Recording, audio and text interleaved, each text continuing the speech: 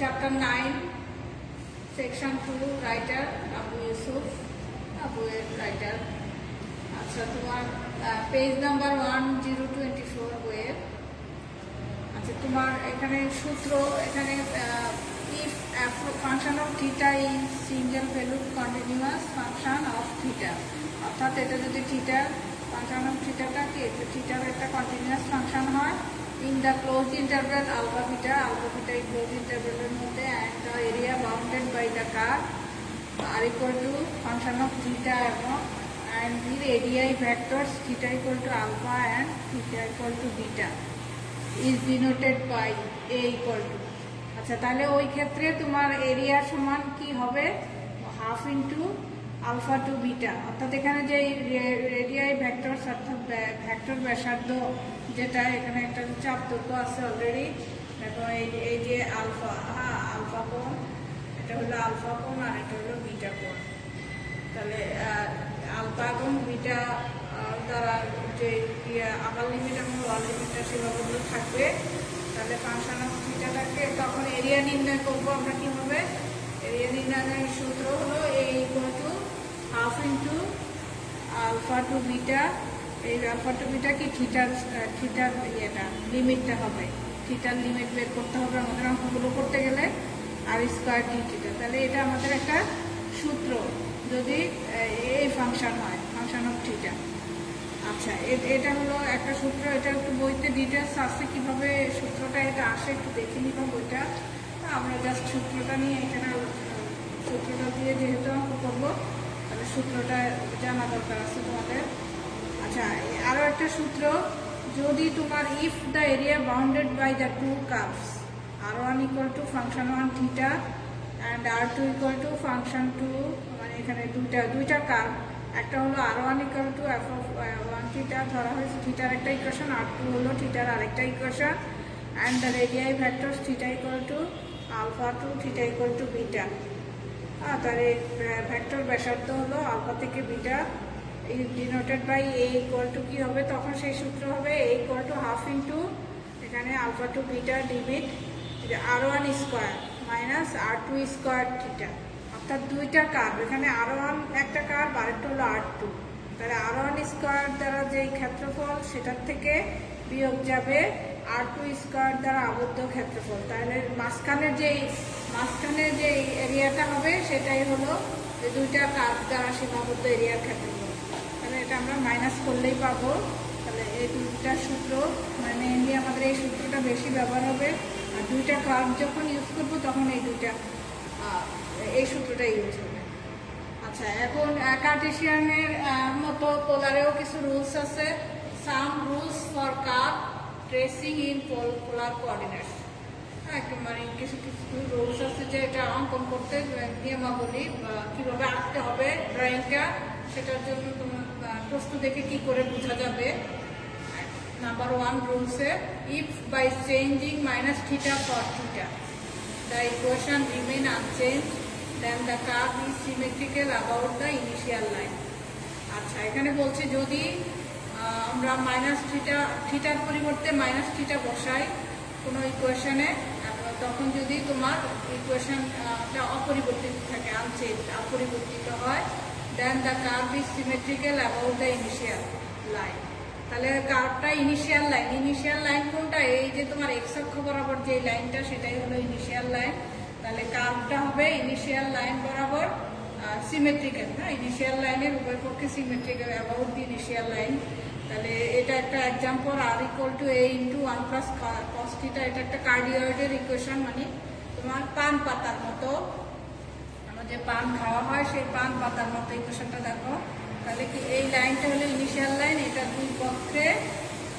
তাহলে এই ইকুয়েশনে কি থিটার পরিবর্তে মাইনাস থিটা বসালে কোনো চেঞ্জ হচ্ছে না। দেখো এখানে কস অফ মাইনাস থিটা মানে কি, cos of minus theta fourth কোয়াড্রেন্টে, কস থিটা পজিটিভ, এই জন্য কস অফ মাইনাস থিটা করলেও এটা 1 প্লাস কস থিটাই থাকবে, চেঞ্জ হবে না। অর্থাৎ এটা একটা এক্সাম্পল নিলাম, এরকম ধরনের আরও এক্সাম্পল আসছে।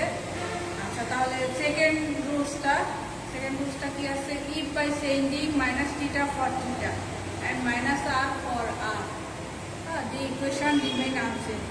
অর্থাৎ তুমি অর্থাৎ যদি আমরা কোনো ইকুয়েশনে থিটার পরিবর্তে মাইনাস থিটা বসাই এবং আর এর পরিবর্তে মাইনাস আর বসাই, এবং সেই ক্ষেত্রে যদি ইকুয়েশনের কোনো পরিবর্তন না হয়, সেম থাকে ইকুয়েশনটা, তাহলে the curve is symmetrical about a line perpendicular to initial line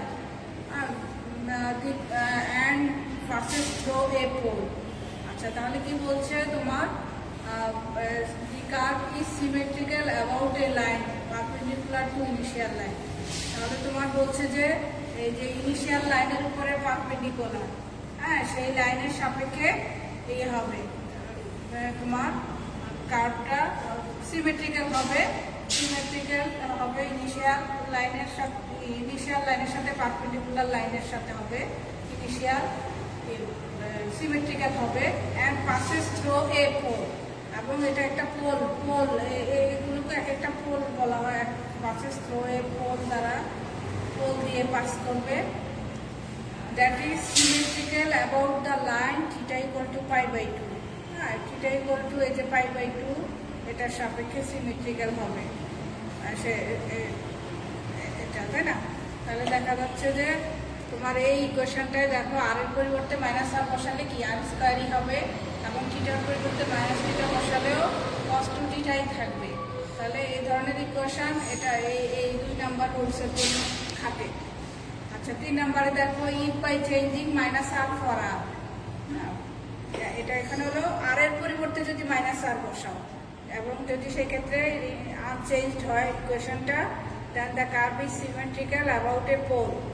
একটা পোলের সাপেক্ষে সিমেট্রিক্যাল হবে, একটা সিমেট্রিক্যাল হবে, অনেকটা এটা উপরেরটার মতোই আসবে ছবিটা, তোমার পোলের সাপেক্ষে সিমেট্রিক্যাল হবে।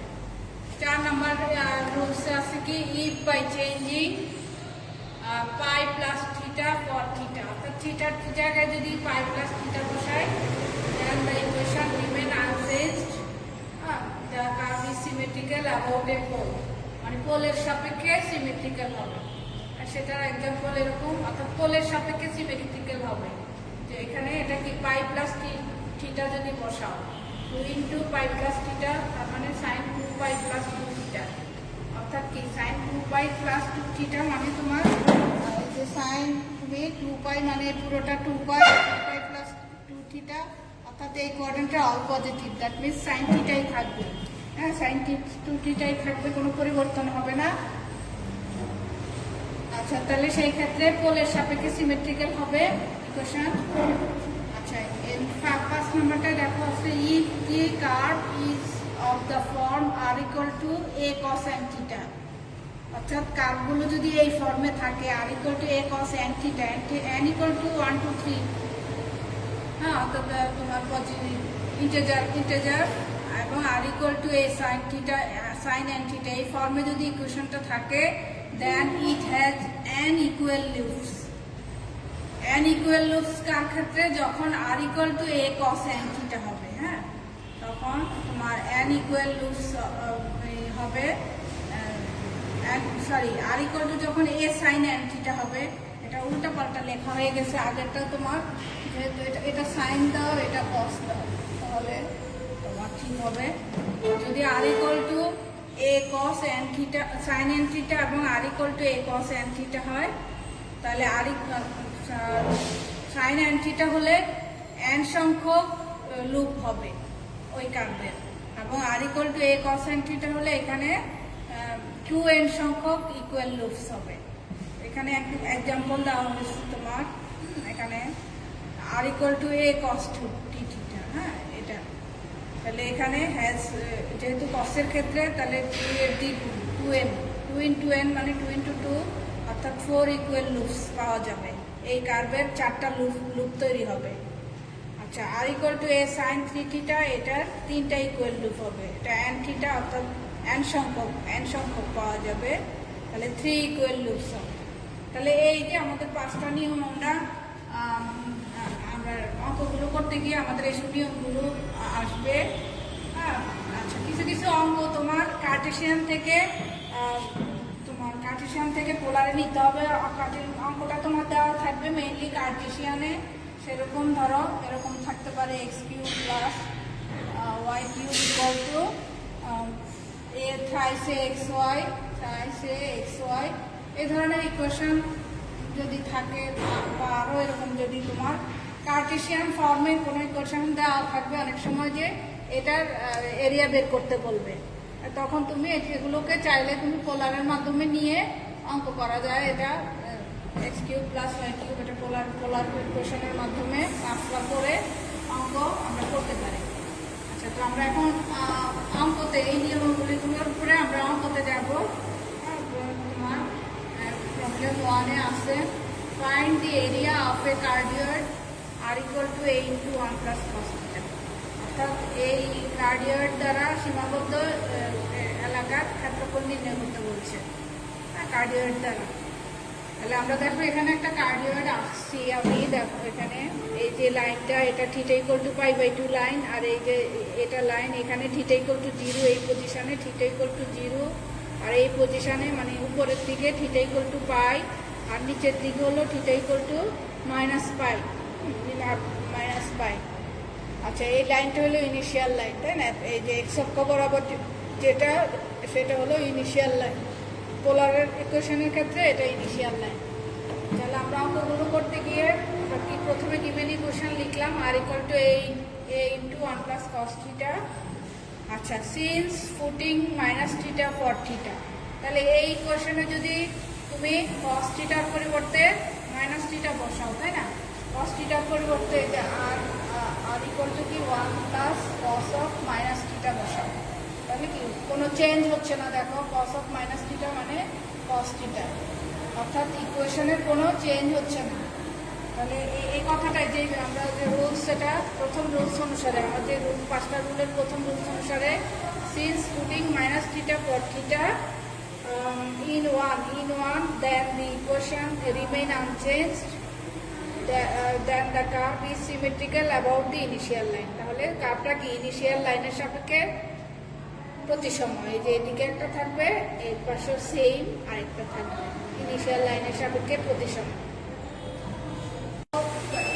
আমাদের লিমিট বের করতে হবে অঙ্কের, যার কারণে আমরা কি করছি দেখো if r equal to 0, then r equal to a into 1 plus cos θ ছিল, তাই না? তাহলে আর ইকুয়াল টু 0 বসালাম, সেখান থেকে 1 প্লাস cos θ সমান 0, cos θ সমান -1 ইকুয়াল টু cos θ প্লাস π এর মানও -1 হয়, আবার -π এর মানও -1 হয়, এই জন্য cos θ এর মানটা হলো প্লাস মাইনাস π -1 এর, অর্থাৎ θ ইকুয়াল টু প্লাস মাইনাস π।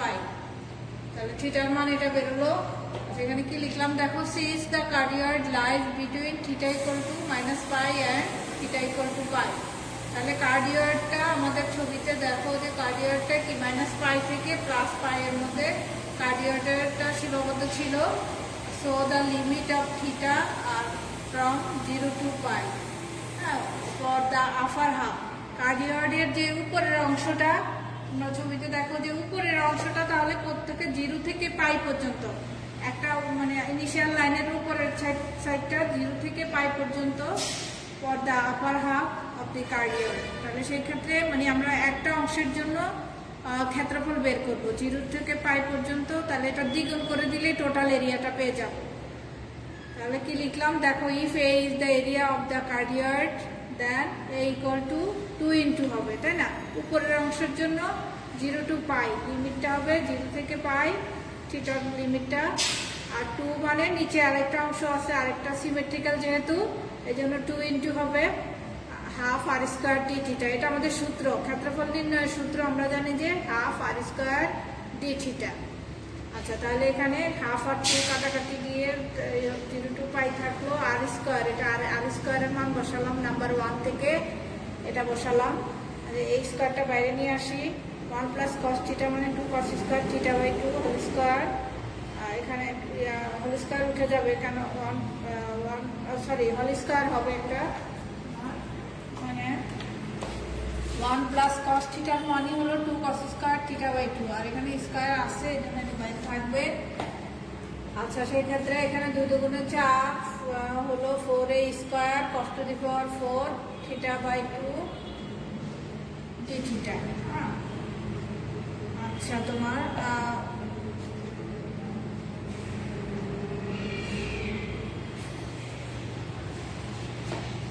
তোমার 4a স্কোয়ার, এখানে তোমার 4a স্কোয়ার হলো 4a স্কোয়ার ইন্টু 2 দেখো এটাকে আমরা এখানে আবার এখানে যেহেতু θ/2 এই জন্য আমরা একটু মান বসালাম।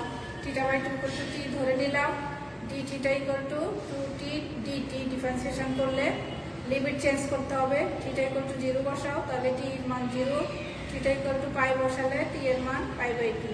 তাহলে এই মানগুলো এখানে বসাচ্ছি। 4a স্কোয়ার ইন্টু t, টিটা কোত্থেকে আসলো, 2 আসলো কোত্থেকে, যে থিটার মানটা কি 2 dt, 2 dt হবে এখানে। সরি এখানে টিটা থাকবে না, শুধু 2 dt। হ্যাঁ 2 dt, t কে ডিফারেন্সিয়েশন করলে dt হয় আর এখানে 2টা চলে আসে। তাহলে এখানে 2 dt হচ্ছে, আর এই যে cos to the power 4t, হ্যাঁ হাফ টিটার মান ধরছি আমরা t, এই জন্য তোমার এটা cos to the power 4t dt হলো। এখন এই অঙ্কটা চলে গেল তোমার 0 to π/2 লিমিট, এটা গামা বিটার অঙ্কে চলে গেল। সে 0 to π/2 sin to the power m θ cos to the power n θ dθ, এটা গামা বিটার যে সূত্র, সেই সূত্রে চলে গেল। তাহলে কি হবে, sin to the power m এর মানটা এখানে 0, তাহলে তোমার সূত্র কি ছিল, গামা m + 1 ডিভাইডেড বাই 2, তাই না। গামা m হলো আমার 0, আর অর্থাৎ এখানে তোমার গামা m + 1 বলতে এখানে কি বোঝাচ্ছে, তোমার গামা 0 + 1 ডিভাইডেড বাই 2, তাই না। 0 + 1 ডিভাইডেড বাই 2, মানে এখানে যার জন্য 0 থাকবে না সেটা 1/2। আর এই পাশেরটা তোমার, এই পাশেরটা 4 + 1 গামা m + 1/2, এই যে 4 + 1/2 মানে 5/2। আর নিচে হবে 2 ইন্টু গামা, এই যে 4 প্লাস মানে m + n + 2 ডিভাইডেড বাই 2, তাই না। এখানে যেহেতু m এর মান 0, তাহলে n এর মান আছে 4 + 2 6 ডিভাইডেড বাই 2। আচ্ছা এগুলো আমরা এগুলো জাস্ট এখন ক্যালকুলেশন। আমরা এখানে 8a স্কোয়ার রাখলাম, এটা গামা হাফ ঠিক থাকলো। এটাকে কি লেখা যায়, 3/2 1/2 গামা হাফ, আর 2 ইন্টু গামা 3 হয় এখানে, এটা রুট হবে না, এটা মূলত গামা চিহ্ন গামা। তাহলে 8a স্কোয়ার ইন্টু এখানে দেখো এই যে 3 আর গামা হাফের রুট পাই, গামা হাফের রুট পাই, দুইটা রুট পাইয়ে পাই হয়ে যায়, সেটা একবার লিখে ফেললাম। আর এখানে 2 ইন্টু 2, আরেকটা 2 3টা 2, আর গামা 3 এর মান ফ্যাক্টরিয়ালে নিয়ে গেলে ফ্যাক্টরিয়াল 2 হয়, ফ্যাক্টরিয়াল 2 মানে ফ্যাক্টরিয়াল 2 ইন্টু 1। তাহলে এগুলো আমরা ভাঙা ভাঙা লিখলাম, এখানে কাটাকাটি যাবে, এখানে 3টা 2 এর গুণফল 8 কাটা যাবে, থাকবে হলো 3π, এখানে একটা a স্কোয়ার মিসিং হয়েছে, 3π a স্কোয়ার থাকবে এখানে, a square 3π a square square মানে বর্গ একক। তাহলে এটাই আনসার আমাদের ক্ষেত্রফল, এই কার্ডিওয়েডের ক্ষেত্রফল হলো 3π a স্কোয়ার। এটা পায়ের উপর স্কোয়ার না হবে a স্কোয়ার, হ্যাঁ এর উপর square, 3π a square divide by 2 square. তাহলে এটা আমার কার্ডিওয়েডের ক্ষেত্রফল। কোন কার্ডিওয়েড, r = a × 1 + cos θ। তাহলে এরকম ধরনের তোমার আরো অঙ্ক আছে, যেমন r = a × 1 - cos θ দিয়ে আছে, সে একই সিস্টেমে লিমিট বের করে একই সিস্টেমে হয়ে যাবে। আচ্ছা নেক্সট 2 নম্বর অঙ্কটা, find the area of a loop of the curve r² = a² cos 2θ। বলছে কি find the area of a loop, একটা লুপ মানে লুপ মানে কি ফাঁস, তোমার একটা ফাঁসের ক্ষেত্রফল নির্ণয় করতে বলছে, এই কার্ভের একটা ফাঁসের ক্ষেত্রফল। Also find the area of all loops of the curve. এছাড়াও তোমাকে অফ অল লুপস মানে সকল যে কয়টা ফাঁস তৈরি হবে, লুপ তৈরি হবে, সব কয়টার ক্ষেত্রফলও নির্ণয় করতে বলা হলো। তাহলে আমরা প্রথমে অফ এ লুপ, একটা লুপের ক্ষেত্রফল বের করি, তারপরে হলো সব যে কয়টা লুপ আমরা পাবো সেই সব কয়টার ক্ষেত্রফল। আচ্ছা তাহলে আমাদের গিভেন ইকুয়েশন আমরা লিখলাম, এটাকে নাম্বার 1 দিলাম। আর এই ইকুয়েশনে আমরা কি দেখো, আর এর পরিবর্তে যদি -r বসাই, এখানে r এর putting -r for r and -θ for θ, -θ for θ, তাহলে দেখা যাচ্ছে কি ইকুয়েশন কোনো চেঞ্জ হবে না। আর এর জায়গায় -r বসাও, r² থাকবে, এখানে -θ বসালেও একই থাকবে। তাহলে the equation remain unchanged, so the curve is symmetrical about the line θ = π/2। তাহলে এই θ = π/2 এটার সাপেক্ষে প্রতিসম, প্রতিসম হবে তোমার। তাহলে সেক্ষেত্রে তোমার ইফ আর ইকুয়াল টু 0, তাহলে আমরা দেন কস স্কয়ার এটা ইকুয়াল টু 0, সেখান থেকে কস 2θ সমান সমান কস 0 মানটা কি হবে? কস 0 মানটা হলো তোমার এখানে কস 0 ইকুয়াল টু কস, কস 0 মানে কস π/2 বা মাইনাস π/2, দুইটাই হবে। প্লাস π/2 মানে এই লাইনে এই যে কসের মান 0, তাই না? π/2 লাইনে উপরের দিকেও 0, নিচের দিকে মাইনাস π/2 এর ক্ষেত্রেও 0 হবে। তাহলে তোমার 2θ সমান এটা আসলো, θ সমান কি প্লাস মাইনাস π/4। তাহলে থিটার লিমিটটা হবে, থিটার লিমিটটা মাইনাস, এই যে দেখো থিটা, এই যে এটা π/4 এর লাইন, এটা মাইনাস π/4, থিটার মানটা এটা হলো প্লাস π/4। তাহলে এই দুইটা দ্বারা সীমাবদ্ধ যে লুপ, এটা লুপ, তাই না? ফাঁস, একটা ফাঁস, হ্যাঁ, ফাঁসের এই একটা প্রথমে একটা ফাঁসের ক্ষেত্রফল বের করব, তারপরে একটা বের করার পরে এটাকে 2 দিয়ে গুণ করলেই আরেকটা। এখন প্রথমটা বের করতে গিয়ে আমরা কি করতে হবে দেখো, প্রথম একটা লুপের ক্ষেত্রফল এখানে কি থিটা ইকুয়াল টু 0 থেকে theta equal to π/4 upper half, উপরের অর্ধেকের লিমিট কি কত? Theta equal to 0 to theta equal to π/4, সেটাকে 2 দিয়ে গুণ করলে আমরা একটা লুপের ক্ষেত্রফল পাবো। এই কথাটাই আমরা এখানে লিখছি। So one loop line between theta equal to minus π/4, মানে একটা লুপ থেকে মাইনাস π/4 থেকে π/4 এর মধ্যে। তাহলে কি if A is the area of a loop then 2 × 0 to π/4, তাই না? যে এখানে 0 to π/4 উপরের অংশ, তাহলে পুরোটা বের করতে হলে 2 × দিতে হবে।